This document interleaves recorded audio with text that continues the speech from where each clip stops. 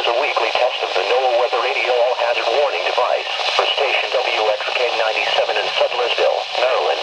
During potentially dangerous weather situations, specially built receivers are automatically activated to warn of the impending hazard.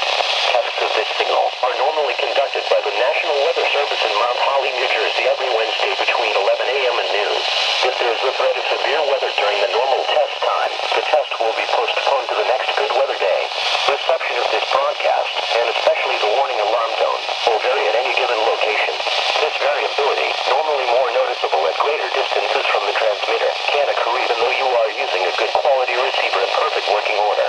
The warning alarm tone will be activated for hazardous weather watches and warnings for the following counties, independent cities, and marine areas in and near the Upper Delmarva Peninsula, in Maryland, Anne Arundel, Baltimore, Caroline, Cecil, Dorchester, Hartford, Howard Kent, Queen Anne, and Dalport counties, Baltimore City, and Chesapeake Bay north of Drum Point.